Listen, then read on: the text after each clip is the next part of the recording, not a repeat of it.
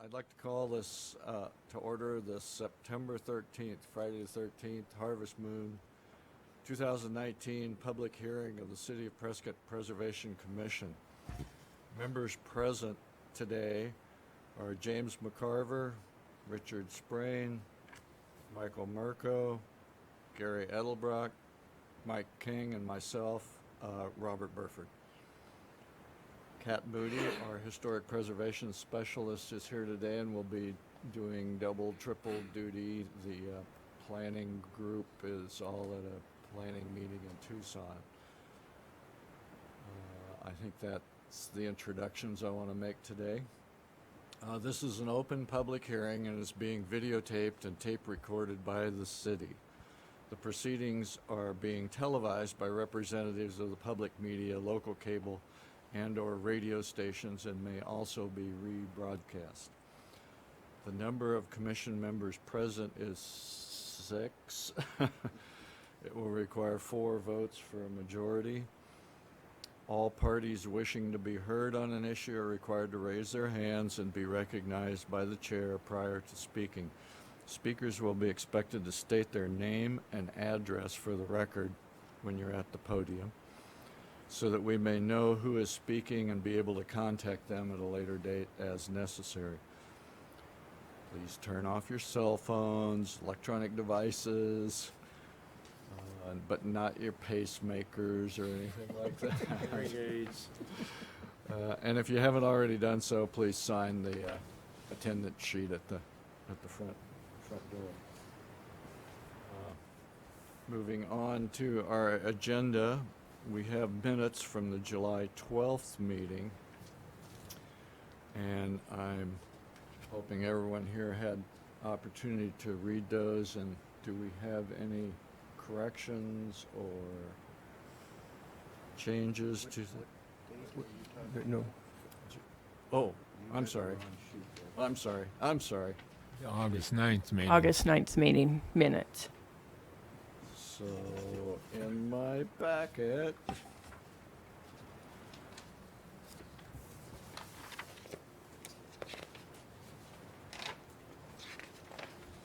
See, here's the minutes from the. August 9th.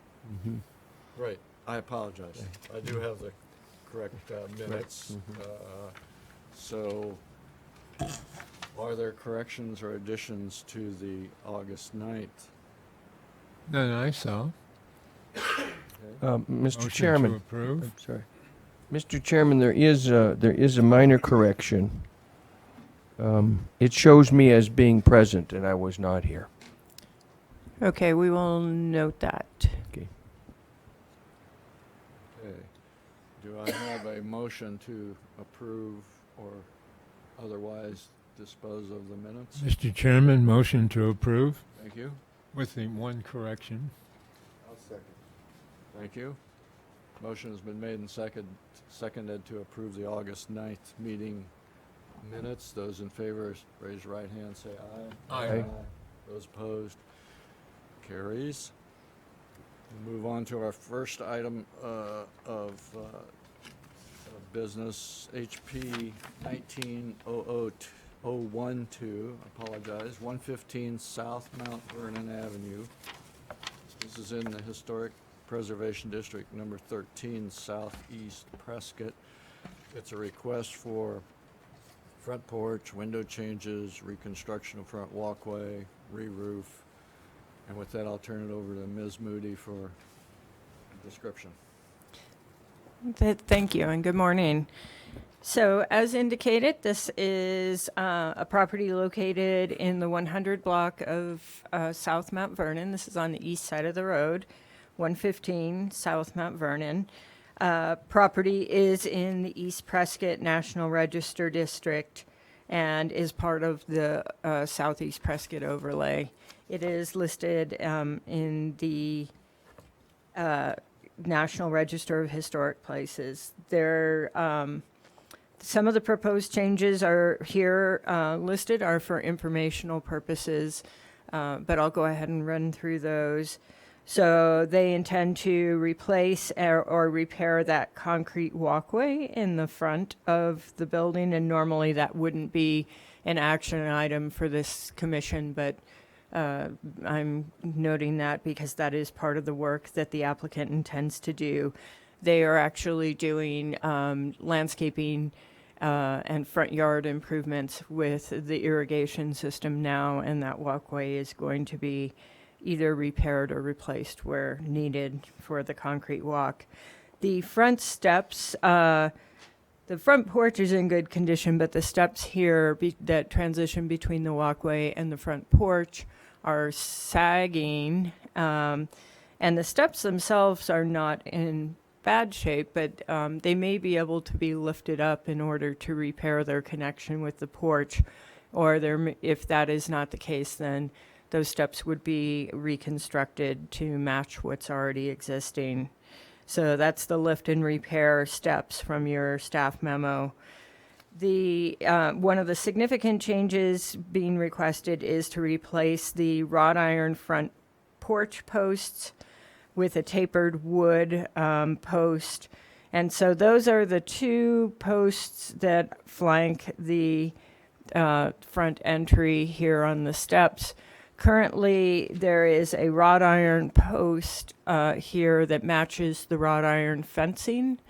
The fencing for this house is not an original fencing. It is a Victorian style wrought iron fence. So you do see that type of fencing in the district. It's not common as an element on a bungalow style residence. So they are intending to place a porch post that has more of this type of a tapered detail, and those two posts would be replaced right here on top of the existing wall that's already in place here. The next item on the request is to replace the window in the front, and you can see this window here before I put the close-up. It's the window to the right of the front door as you're facing this house. This is a non-original window. It's a fixed pane window. You can see what a typical configuration might have looked like here. These are original windows. So those are 1/1 arranged in a set of three. And so this, you can see, this is that fixed window existing. These are the style of windows that were original to the home.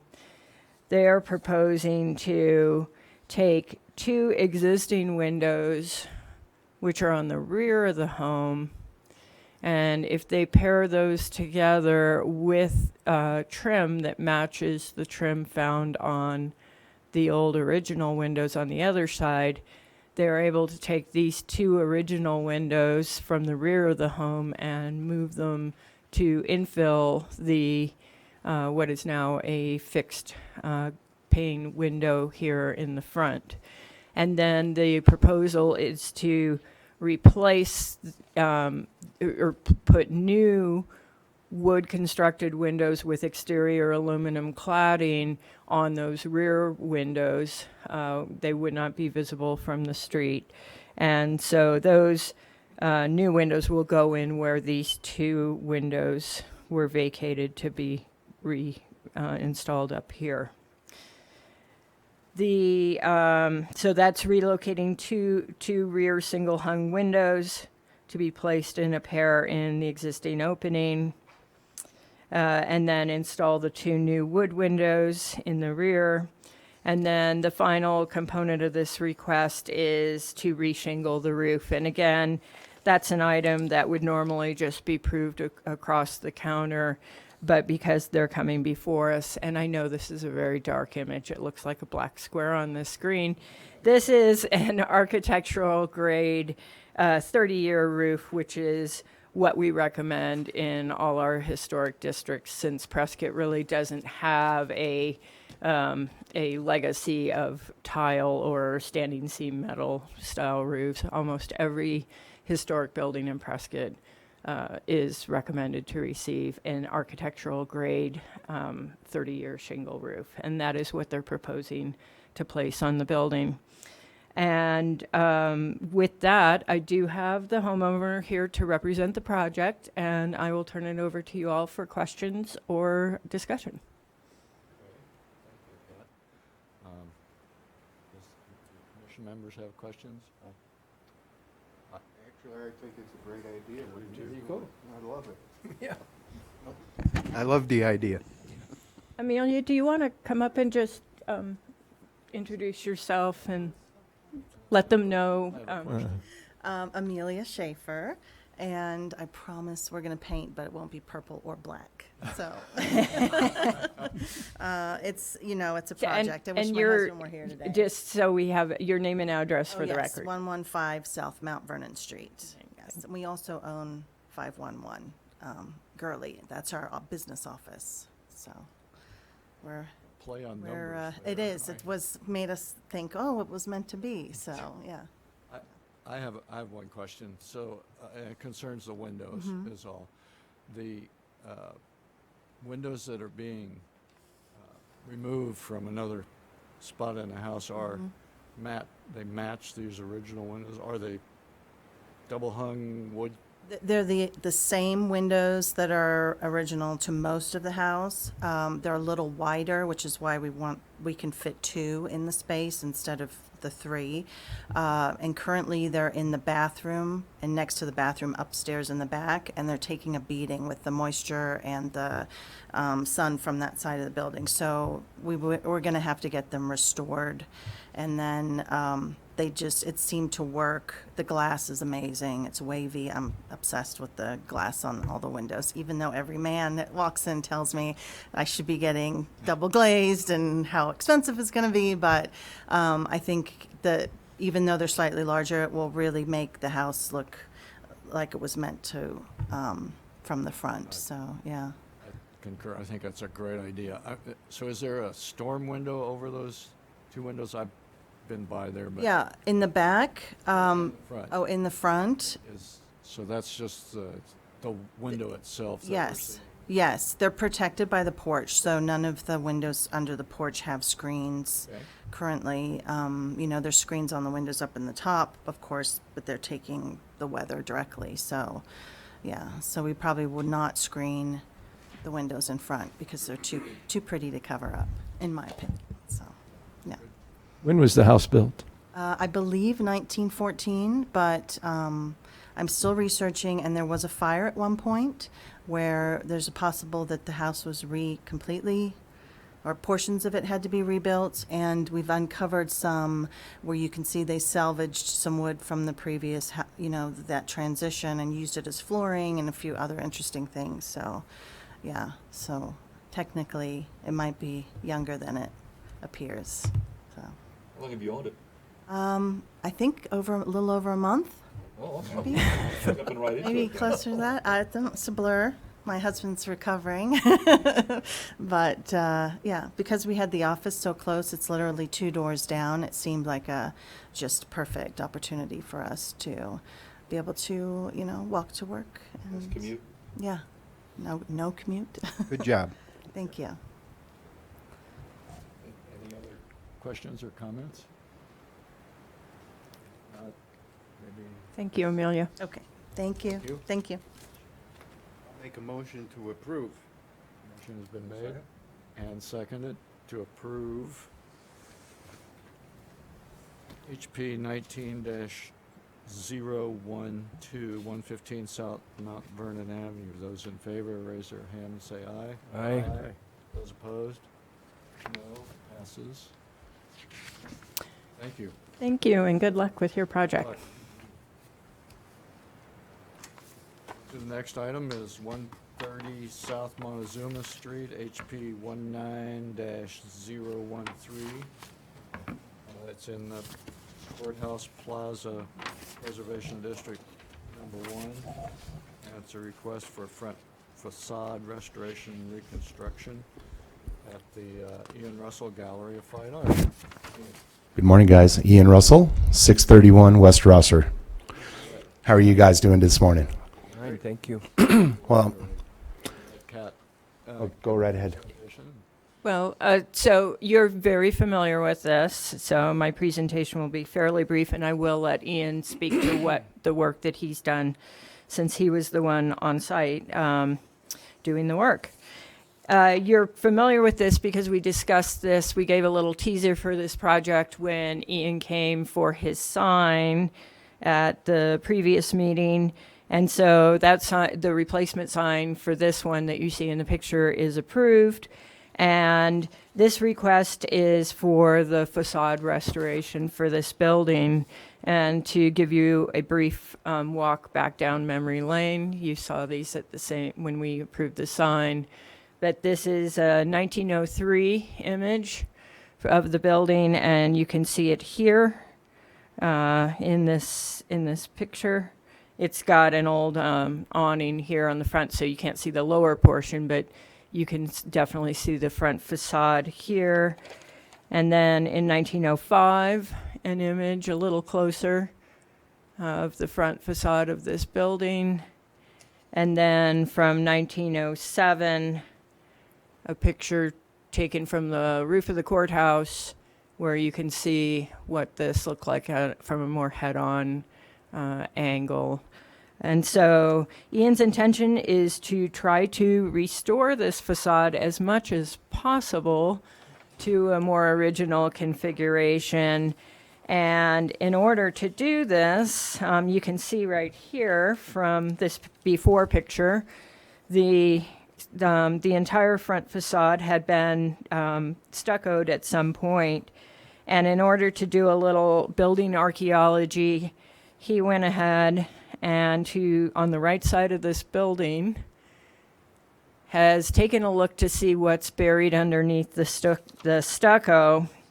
And so I'm going to just show one more shot and then I'll turn it over to Ian. So this is currently that section of wall just on the right side of his building. And this was his effort to determine what he was going to be dealing with before coming to the commission. So this item today is for the facade restoration of this building, and there's going to be some unknown variables that are going to be exposed as he moves up the wall to potentially restore this. So we may be getting into that with the discussion items, and at this point I'll turn it over to him to talk about what he did. Well, realistically, I have nothing but good news. You know, it's very exciting for me to be able to do this. One of the unique things about the building is the unknown variables. And I've talked to numerous lifers in this town that are in their 70s and 80s, and even those people have never seen this building uncovered from stucco. So I'm giving this a timeline of when they would have done this, possibly as early as late 40s to early 60s, about a 15-year stretch. It more than likely was done in the 50s because by my assessment of the stucco and lath, they usually don't do a 3/4 inch actual concrete or, stucco on a building like this these days. It would be a very thin application and, mortar washed in. This is straight up mortar, 3/4 of an inch, and then, of course, probably almost 1/8 of an inch of paint over it over the years. So the one good thing about this is the integrity of the brick is sound. It's beautiful. They actually did it right. I think that whoever was lathing and prepping this building for the stucco knew maybe down the line somebody would want to remove this and really restore it. So they've done it right. So you can kind of notate, the one brick there in the middle that has a little bit of a blowout, that's a rarity. There's obviously just on that column, there's a lot of holes and things going on where they probably attached the canopy. Lord knows what other signs, that would be that lower fixture there where there was probably, I'm guessing, either a steel or a bronze plaque that held the coupling for the post for the awning. The one thing that is a little worrisome and one thing that's going to be a challenge is the white areas along that column there. Those from original photos, there's no detail photos. So when I was looking at the photos, I thought originally that those were all granite keystones that they placed throughout the building, because the very bottom of it is. But when you look at the architecture and how more than likely through 2 different fires, the front of that facade falling off, they kind of scabbed in stuff. And the very last round, that whole front must have completely been taken down, because underneath the building, there's actually a lot of loose brick and charred rubble. I've gone down and dug around. So I've got some original bricking. I've also, when I had my gallery over in the old firehouse, I had to remove a fairly large wall in the firehouse between the room I was in and a little tiny room over there. That brick was the same brick that was used, basically, from what I can tell, maybe 1900 to about 1945-50, somewhere in that area. The one problem we have these days is we can't get granite from back east on railroads. So we can't really pull any of that out, and structurally you wouldn't want to. One of the things I think's happened, and you can kind of see evidence of that, especially on that middle block, is chisel marks through that. So my guesstimation is that those were actually cast mortar concrete with some aggregate that actually had a facing that extruded past the brick. And you know, Arizona's just notoriously gnarly with weather. Everything deteriorates, even original stuff out here. So what probably happened was water got into the inclusions in that mortar and started what's called spalling.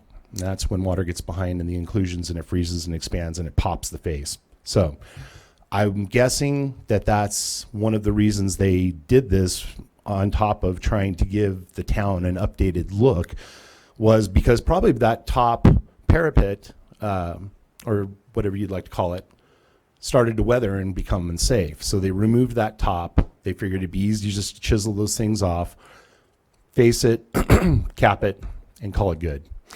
So what I'm planning on doing, you know, you're guys going to see me a couple more times, I have a feeling, is I'm going to remove all that stucco in four phases.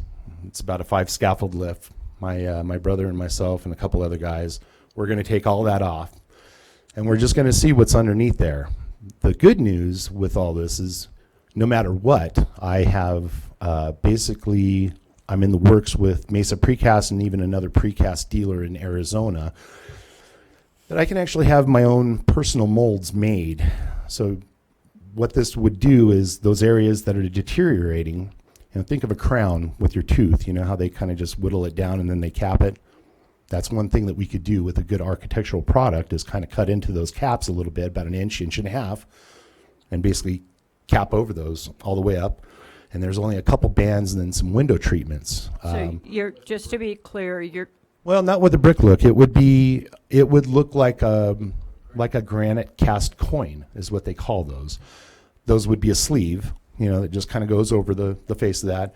There wouldn't be, you know, my whole goal with the building is to bring it back to look just exactly like 1901. And that's the one problem these days, is there's not a lot of really, you know, I wish there was more detailed photos. So what I'm going to be going by is kind of the look of what the very bottom of the granite looks like there. You know, it's got a bit of a split face look to it with a, you know, clean edge.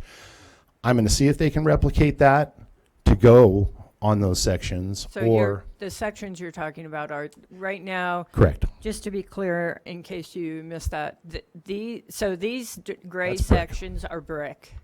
And Right. then in between these bands, which in, you know, early on before he removed the stucco, we had both thought might be stone. They're not Granite. stone. That's what I thought they were. Yeah, and they're not granite. They're actually concrete. And so he's talking about then applying a cast element to these bands. And those bands do go up, All the way. Yeah. as you can see, say in this picture here. You can see the lighter bands here do run across the building. There's 3 bands on the top, plus then the ones you see in this image here. The only reason I think that's a really good application, for one, it's got a good longevity to it. It's really, really, I mean, new building construction and all over the country is using it. I used a lot of the the stuff on homes when I had my masonry company up in Hacienda and American Ranch, the higher end places. It holds up really, really well. It looks great. It'll give the whole building an actual continuity. The one thing that I was hoping I could do would be to just seal those really, really well, but I don't think you could get enough sealer into that stuff to make it really hold up. And somebody 20 years down the line is going to have the same problem. And then who knows what's going on above what I haven't removed, So right now we're still in kind of exploratory, but the exploratory is going to go big.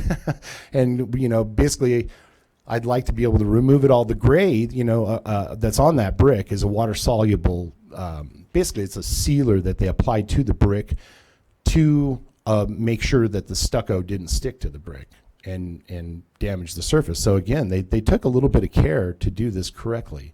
And that's very encouraging. I think with power washing, I should be able to clean that brick completely off. Of course, I'll go through and I'll putty any of the, or remortar in between the grout joints where the lath has been removed. But to the naked eye, even as you're walking by the way it is now, you really don't see it. They were pretty conscious about how they've done it, and I'm super meticulous and really careful when it comes to removal of stuff like this.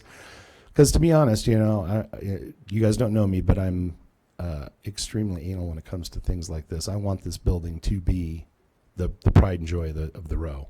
And I'm going to take all expense and care to make sure that happens. And I would love to be able to recreate that top portion of the building and put those little corbels. And I don't know if you folks are familiar with Lenore DeRosa. She's Stained Glass by Lenore, wonderful artist. So those 3 windows, we'd also like to be able to, incorporate maybe some nice clear stained glass. Nothing crazy. I don't want it to look like a church. But when I get to that point, of course, I'll be bringing you a design for that. 3 windows meaning this. So, Yeah, those 3 right in the very middle. You can see in the Yeah. historic picture, there's 3 archtop windows, and you can actually just barely, and then maybe not in this photo all that well, but when you stand out there under the right light, you can see the ghosting of those 3 openings where it's translated through the stucco. And so one of the things you've addressing that parapet, and you can kind of see this in the stucco as well. It looks like some of this is potentially an infill that they created on either end. And so if you look at the historic parapet, it looks like the top center portion was removed, but then it looks like some of that on the ends may have been a buildup, but he won't know until the stucco's actually removed what he's dealing with there. So your plan, Ian, is to take this in quarters, and so remove, you've already got this section removed from here down, to do a quarter, and then move your scaffolding and do a quarter, do a quarter, and do a quarter. Correct. To remove the stucco. Yeah. I think within 4 days I can have all that stucco off, and we're going to get a really good look of as to what we're dealing with at that point. The main concern is just having an overall continuity, and that's the one thing I'm striving for, is once we get it all off of there, to be able to see if I can get things cast that look great and that is not going to kill me to do. It's going to be a lot of work any which way, but it's well worth it, and it's something that I think will really add a completely different look to the row that nobody's seen for almost 100 years. You have a budget for this project, or is work in progress? Say it again. You have a budget, or is it just work in progress? Oh, luckily I've got a little bit of a deep well of project funds. But one thing that's saving me a lot of money is me getting up there doing it myself, and I don't think anybody's going to do it better. I'm very proud, to be able to do this. So it's going to be cool. So one of the things you may want to consider for this item, because until he removes all the stucco, we don't know completely what he's dealing with. Right. So one option for this item would be to approve the the removal of the stucco, and then table any approval for treatment, so that what that would do is it would enable him to move forward, and then he could come back before the commission, but by tabling the ultimate design decisions about what he does with those concrete bands, we're assuming that it's concrete all the way up, we don't know. That will make it so he doesn't have to put in another application. He can just come back before the commission, and he won't have to pay an additional fee. And so Just bring you maybe an example of what it looks like. Keep in mind, unfortunately, those are weird sizes. I've measured them. That's not a standard as to what they cast. So I would either be modifying something or they would be actually casting it just for me, which they do. Yeah. And that's, more than likely it's just going to be a smooth without a decoratory lip of any sort, just kind of, basic and color matching. The beauty of concrete and this castable material these days is you have such a wide variety of colors that you're able to mix into the aggregate and the concrete that I can kind of match that existing look pretty readily. I mean, I think it's going to look like $1 million when it's all done. So I have just a couple of questions. Okay. You're focusing pretty much entirely on the stucco over whatever the original building is. Mm-hmm. And are you considering doing something different with the storefront itself? Oh no, it's going to look exactly the same way, just less an awning, from back then. I will paint, of course, and I want to refurbish. One of the things I would like to do at some point is take all the aluminum off of those windows and have actual new casings put on, maybe a rubbed bronze or something that would make it look a little bit more period, or even wood. But I think this is the first section of big work that I'm going to try and do. Once I get that first lift and stripped, that first right-hand side, I'm really going to know exactly what condition everything is in, because I'll be hitting a window as well as the whole top. So it's going to be, unfortunately, there's that unknown variable. I'm just hoping everything looks as good through that body as it does on that column, because that's my one main concern. You don't know if there's been fractures in there, or more than likely not, because they would have probably, if there was some sort of sagging or brick was doing something weird, they would have probably ended up having to put something in the middle of that to hold that whole very bottom line. A lintel, a post, something. So I'm assuming from what I've kind of seen so far that everything is in pretty good shape. That brick is in immaculate shape. It really is. For what I would have expected, I thought it was going to be chewed up big time. So I think Taking on a major project here, Yeah. I would agree with Ms. Moody that we treat this in a manner that once you get a little bit more down the road, your choices may change as you see that upper portion greatly or smallly or not at all. sure. So I think I would agree to look for some direction here Yeah. and then bring you back when you have. Absolutely. Yeah, unfortunately, there is really no other way to deal with those casted areas. It's. I guess you could try doing thin brick or something like that. Well, I mean, I could, but then you take away the cool design aspect of just filling it in with a thin brick. You know what I mean? I wish I tried to download some things, but it was just all black and white photos, so it wouldn't have really given you a visual. I go to Phoenix almost every week to deliver art from the gallery. So when I go down my next trip, my plan was to go to Mesa Precast and just buy a piece or two of something that I think will give you a good idea of what the actual material looks like, the weight of it, the look of it. I think it'll look very classy. It's not going to be that bad. I mean, obviously there's a lot of work cutting into each one of those stones and then, countersinking something into it and putting it in there. Well, they don't epoxy it. They either use like a really an architectural, like a thin set type of thing, or even a mortar mixture that's got binders in it.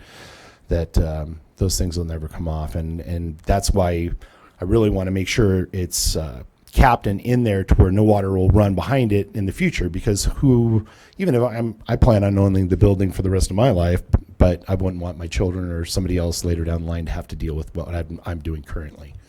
So.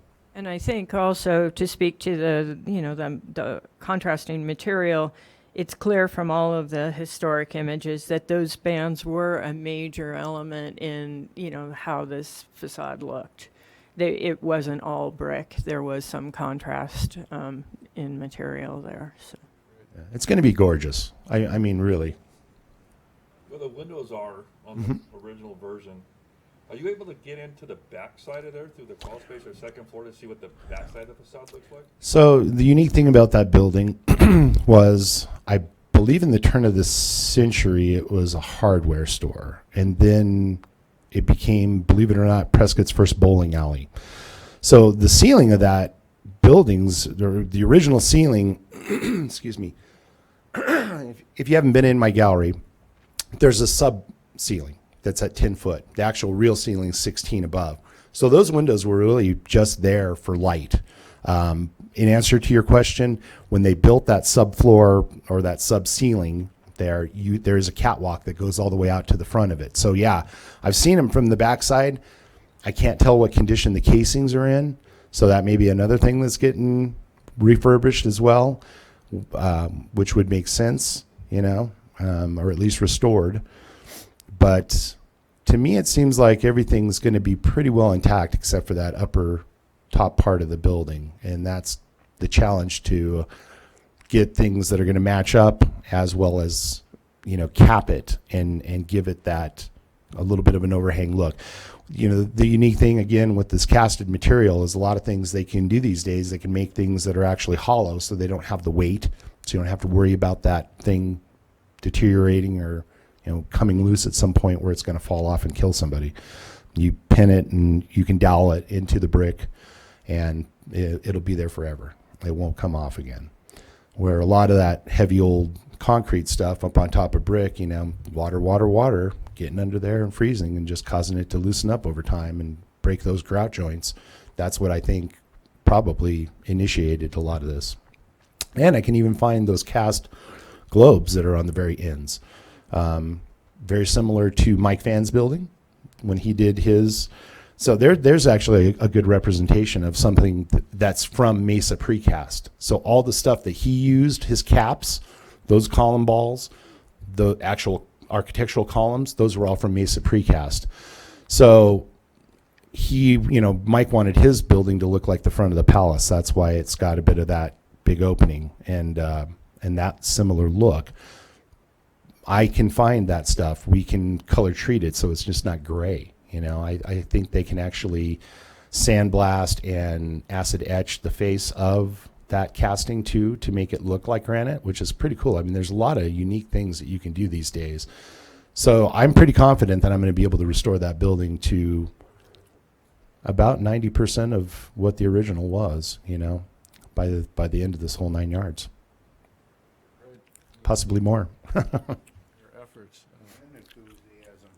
Yeah. I'm excited about it. It's just cool to be able to do. Mine's the biggest eyesore on the block, in my opinion. Mr. Chairman, I just have a comment that we can, first of all, thank you for your endeavors to bring back that building. And I think you heard it, enthusiasm. I would like for this committee to be responsive to your needs. If you've got scaffolding over the street and you're doing this and you're doing that and you need approval, and once a month may not be enough to meet your work schedule. Sure. If you need a decision, do we have a provision to have special meetings and approvals? We can call a special meeting. I think in the case with this, what I would propose is if you want to approve the stucco removal and, facade exposure, do that, table any downstream treatment. It's probably going to take him some time to Get to that. not only, do the work to expose it, but then also determine what direction he wants to go. And then at that point, he can come to the next available meeting and then move forward from there. So my concern is just to do, maybe to do a partial approval so that the item can stay open for whatever treatment he wants to propose for the restoration. Basically, guys, just to let you know, I've spoken with Kevin at the city, and he came over. He gave me right away approval already. What the plan is in 4 days to remove all that stucco, get it all the brick cleaned. I'm going to pressure wash it as I do each lift to minimize the amount of stuff I got to do and keep coming back to do. So once I've got that whole thing cleaned and everything removed, and we can assess what we're going to do, and I can get somebody even up here from Mesa Precast to look at the building with me, and we can design a plan and get something implemented that we're going to actually have cast. The next phase would be me coming back, re-scaffolding, replacing everything just the exact same way, going mowing across the building, sign being installed, and then probably having to come back and hopefully just from the inside be able to do the stained glass and not have to really scaffold again. If I do, it'll just be one lift in front to have the stained glass installed. So in theory, really 2, possibly 3 applications of me getting on scaffolding to do this. So the main one being the first one, just getting it off there and getting all the brick clean so it doesn't look like one big gray mess. That's my big thing. And puttying Wanted to everything. make sure that we were responsive to some of your work needs. I sure appreciate that. Thank you very much, Mr. King. Mike, would you like to tackle a motion? Tackle emotion. I think, Mr. Chairman, I think what Kat just said, I was listening to some of this, and that is, I recommend that we approve. I'll put a continuation on there, by the way. I recommend that we approve HB 19-013, which is the front facade restoration reconstruction, and the scope of this decision is to remove the stucco and further evaluate based on what we find and what you see, based on approval for other kinds of things that may follow. Does everyone understand that motion? I don't know if I. Clear as mud. Yeah. Second. Yeah. Second. We have a motion and a second. Those in favor, raise your hand, say aye. Aye. Those opposed? Motion carries. Go to work. Yeah. Thanks, gentlemen. I really appreciate your time. Okay. So Ian, we'll see you back here once you have your facade exposed. Sounds good. All right. Are you going to close the gallery during the power washing? We'll see. I'm going to try and get started on it pretty early, and luckily, I'm going to be, of course, enveloped in my own tarping. So we're going to kind of create a bit of a reservoir, and hopefully I can do it, Monday through Thursday to not impede the weekend. You actually figure you're gonna start taking it off? I have A and B sign coming to the gallery on the 7th to remove it. That day I'll be doing the scaffolding and getting started, probably pulling that right-hand side off. So the 7th, 8th, 9th, 10th, and 11th are my main objective days to be able to do this. Hopefully it all comes off as easy as I'm thinking it does and looks good. If it doesn't, it may carry into that next week, another Monday or Tuesday, just kind of moving back and forth, doing a little bit of stuff. I want to mortar all those holes too as we go through. So should be good though. I want to go watch. Yeah, come on over. I'd be glad to show you guys anytime you'd like what I'm dealing with, and you can get a firsthand view of what that aggregate is doing. When you touch it, you can feel it. It's very chalky. So that's why we want to take care of that. So thanks, guys. Great. Our next agenda item is HB 19-010, and this is an item that was continued from previous meetings. 235 South Mount Vernon Avenue, the Historic Preservation District number 13, again southeast Prescott. It is a request for front porch addition. I will give this to Ms. Moody for her comments. Okay, yes, as indicated, this is a continued item from last meeting, and the request is for a front porch addition at this property. This is an overview of the plot plan, And I'm going to put up a zoomed-in version here of the front of this building because this is the request. So you can see here, this is the existing residence as marked. And then this section here is the proposed front porch addition for the building. And as I indicated at the previous meeting, this porch will encroach into the front setback. This is a 25-foot setback right now. The house sits right at the 25-foot setback. So under planning and zoning, or under the land development code, they can't encroach into the front setback without a variance. So this item, after leaving this commission, presumably will be going to the Board of Adjustment for a request for a variance to allow this front porch addition. This commission is not addressing, say, the encroachment into the front setback, but you are addressing scale and massing, as indicated by the Historic Preservation Master Plan guidelines. So scale and massing appropriate to the building, as well as architectural style. So the request is for a 12-foot deep front porch. And at the last meeting, there was some question about a couple of items. So this is the revised request, which I have also on the large plan here on the easel. And a couple of clarifications for this. One of the questions that came up at the last meeting was what the actual columns would be comprised of and what the shape was. So to clarify that part of the request, they are requesting wood columns, columns constructed of wood that are a 6x6 dimension here at the top and a 12-inch by 12-inch base here at the bottom. The columns do run across the entire front of the building, including over the garage entrance. The other item that was came into question at last month's meeting was the material that would be used for the under porch area, and there was a fair amount of discussion about the grade there. And so that will be proposed as a paver patio underneath that porch, not a deck, because there isn't enough room to place a deck there in the front of the building. So that would be a paver patio underneath the porch. And there is no proposal to do the shutters on the sides of these windows that are on the building now. The existing windows and doors will remain. And we do have both the property owner as well as the architect here.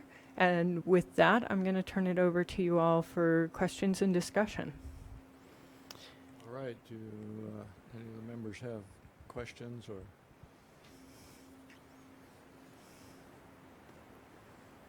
Does the owner or architect want to make comments on this project? Go ahead, Tom.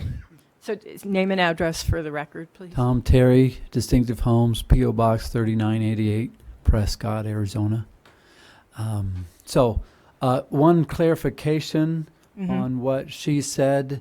When I drew this, we were leaving, she asked me the question if we were leaving the same windows. We're leaving the same size windows, but all the windows were replaced. So I just wanted to make that correction in her statement there. On this front porch, we just want to improve the area. It's a very nice street, and we want to be like everything else there and add a front porch, and want to do a balanced, what we think is a balanced, a good-looking front porch all the way across. The dormers create symmetry, and so we wanted to do a front porch all the way across with Craftsman taper columns, and so that is our request that we're asking of you. So, any questions that you have? The pitch of the roof is 1 in 12. So Right. More than likely it'll be heat weld. Metal roof. Oh, metal roof. But just for that, or Just for that. The rest of it will be shingle. Yeah. Okay, and I guess I'm assuming, will that come up to the dormer base where the dormer hits the roof? Or It's generally correct, yeah. so it will overlay the existing roof to some. It's a slight foot or two, yes. And the windows will have grills on them as shown in this rendering, or? That was, I was trying to clarify that. The windows installed do not have grills. The dormer windows have grills. The lower windows are clear glass, as they are installed presently. I would have to say I was one make a comment about the expansiveness of the front porch. I still feel that having a porch over the garage is less than desirable, and I understand your approach of having a symmetry with the dormers, but it just feels more massive than it could be with this 1 in 12 pitch roof over just the areas that are livable space. And it would also make, I'm assuming it would make a little more room for a vehicle with a bike on top or whatever to park there, not get into the garage, obviously. So I'm just wondering how that feels to the rest of us here on the commission, but that's my one concern at the moment. I do think that the paver patio is totally appropriate because of the yeah, it's under construction at the moment, I noticed, but that's my comment coming from one member of the commission here. Mike? I can tell you're about to say something. Well, I'll keep talking till I get an idea here. Okay. Anyway, Mr. Terry, but I can hear what you're saying there, but you know, there's just 5 posts there. There's no wall in front of that. There's nothing to take away from, you know, a blocking or a mass. You know, it's a large porch, but it's not a massive porch. You're still focused at the home itself. You're seeing through, and it's not blocked by landscape. You know, the shrubbery is short. The shrubbery in this in rendering yeah. is just theoretical. Yeah, right. Yeah. But I mean, that's what I mean. I think if you were to put more in there, that would more make a blockade or a larger looking. You don't have a mortar fence. You don't have a chain link fence. I mean, a little picket fence or anything like that. The openness of it is mitigation for me as far as the massiveness out of scale. I don't see it out of scale. I just give you my. And just a reminder, the house itself is not listed in the National Register, but it is surrounded by many homes that are listed in the register, and there is a pattern in the neighborhood. You know, so those are some of the things, you know, to consider when looking at this request. Yeah. So does the city have any restrictions as far as the type of columns or the windows or the colors for the house itself? The colors, no, we don't regulate paint color. Painting doesn't require a permit, doesn't end up becoming something that we would have any weigh in for.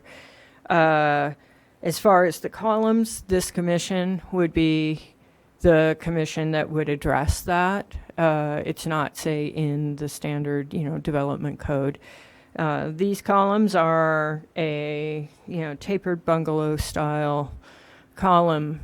This house is not a bungalow style house. It wasn't constructed during the bungalow style era.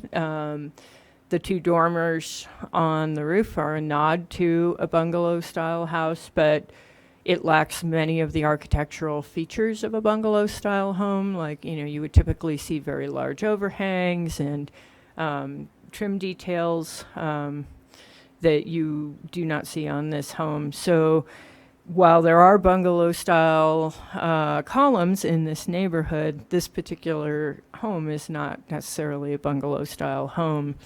So this is sort of the the balance which you may want to address with this item. Because yes, you would find tapered columns in this neighborhood, but they're on buildings like the project you reviewed at 115 South Mount Vernon, which is clearly a bungalow-style residence with an existing large, deep front porch in place. Did that answer your question, Jim? Yeah, is there like just a cylindrical column, or like was on the other house, some kind of iron column? Well, Are there yeah, any- and that wrought iron column was not a standard element. If you look at the houses in this neighborhood, the most common column style is just a simple square 8x8 post.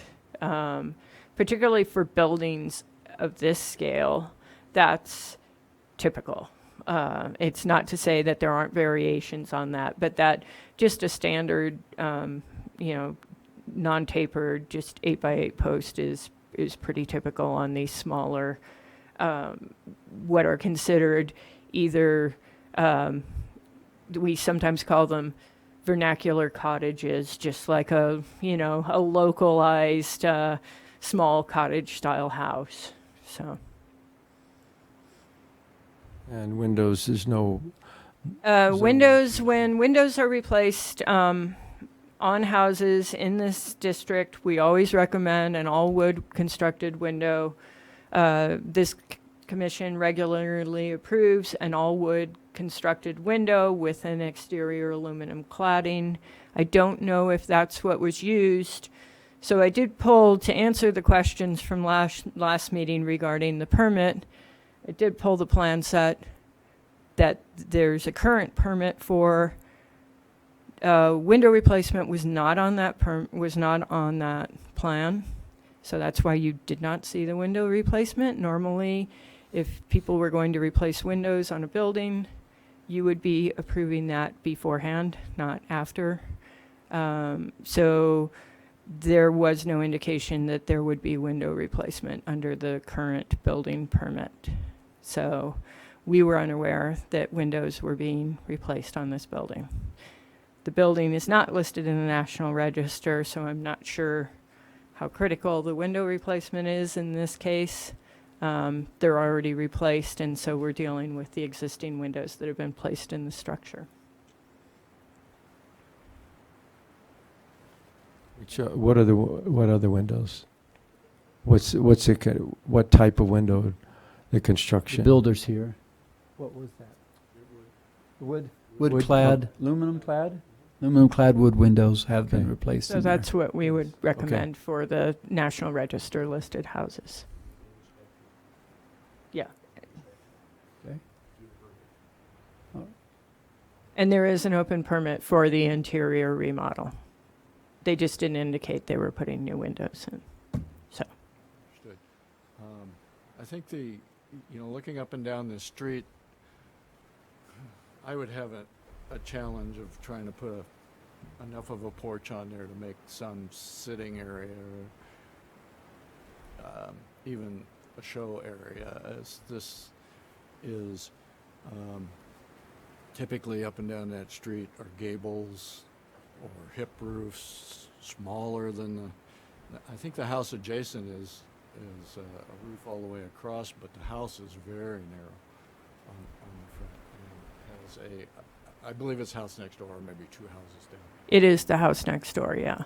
Has a hip roof coming out.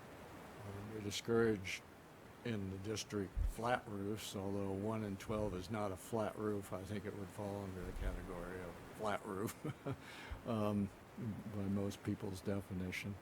And that's kind of another reason I would want to minimize that roof or try out a gable. I imagine you did, Tom. Try out other roof schemes there, smaller roofs which cover less area, which give you less outdoor seating. I understand the program requirements of that.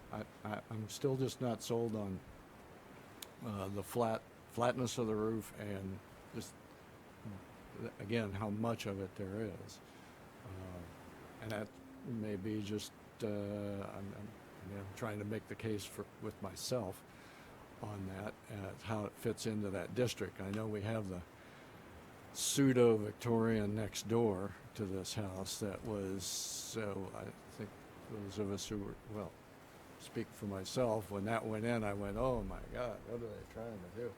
But it's not to that degree. You're not trying to recreate something that, as Ms. Moody described.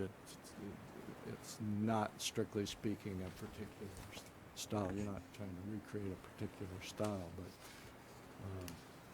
I think acknowledging that we've got garage there and not another window it is of some benefit in the design of this concept, and I'll leave it at that at the moment. I have Other one. comments? I Yep. just have one. The driveway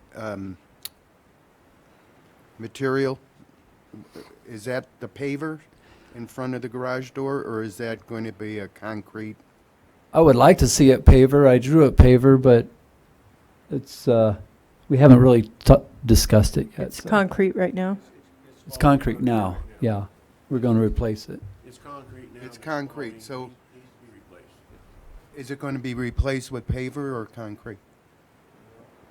Hoping to do pavers yet. To me, that would make more of a continuity rather than have the pavers and then all of a sudden right there, a concrete driveway. Yeah, it just wouldn't look.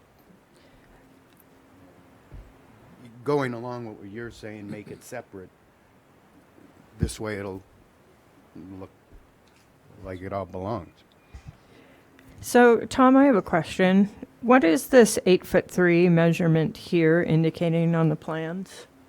To the front property line. Okay, I so that's to the assumed the corner was at the sidewalk. It was not. It was further in, so that's where the property corners actually were, is at the 8'3". Okay, and then this is the back of sidewalk right there? That's the backup sidewalk. So this is the sidewalk? That's the sidewalk, yes. Okay. So that's the sidewalk that I've crosshatched there, just to be clear. So the front of the porch is only 8 feet from the sidewalk? No. Oh, okay. How far in is the property line? It looks like it From- was like 8 feet or so. It was in an odd position. So you had the property surveyed? No, there was existing corners there okay, that we found. Okay, So from the sidewalk in was about 8 feet to the property line or the property corner, and then the porch we're proposing was, I think, another 8'3" in. or so you're asking, so we know the house is at 25, so if this is 12, then it would be 13 feet So from the that would front be of the the difference. porch to the back of or to the property line. So that'd be 7 foot, so. yeah. Okay. And the words on adjacent of house and That's where they are located. porch. The house is there, wall, House. and then the porch is there. Adjacent house, yes. Okay, other comments or questions, concerns? Anybody? You're going even with the porch for the neighbor? That's correct. Their porch is not as deep, but you can see that their house extends further. So because this house was an infill, it had to adhere to current setback, at the time, in mid-1980s setbacks. So they're at 25 feet, whereas this house and many of the other houses on the street obviously didn't have to adhere to zoning setbacks. So that's why this house is sitting further forward than this infill. Okay, other comments or questions? If someone wants to address this? So just to remind you, they won't be able to construct this porch until they receive a variance. It will go to Board of Adjustment.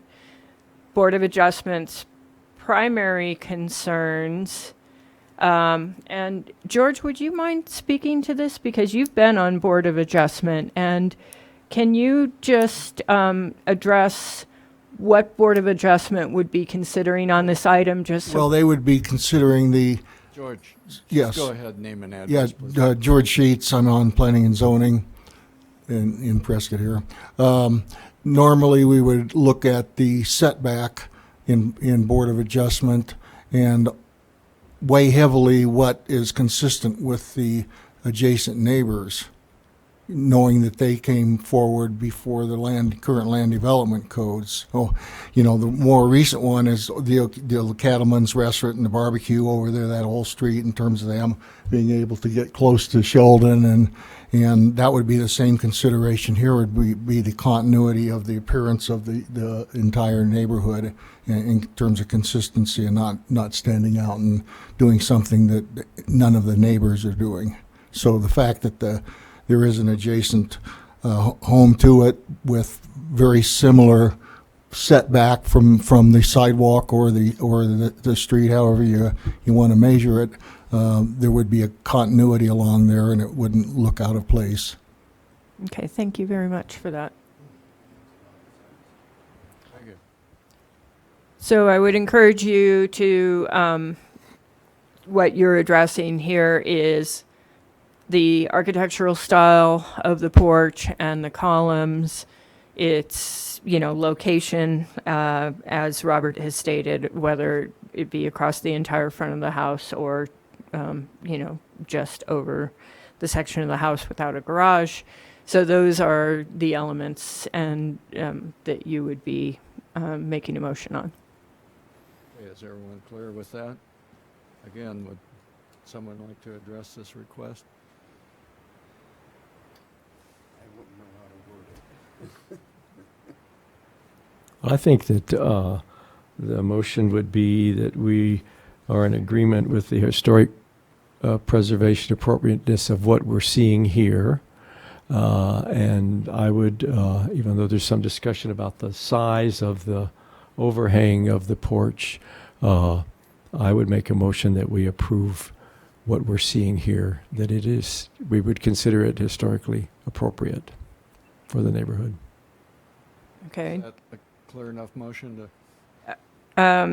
That's basically a motion to approve the item as presented, is what Jim just Okay.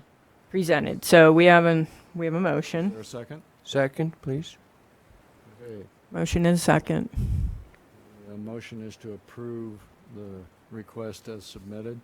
Those in favor, raise their hand and say aye. Aye. Those opposed, no. No. Okay. Passes. All right. Okay, I will move along to update of current events.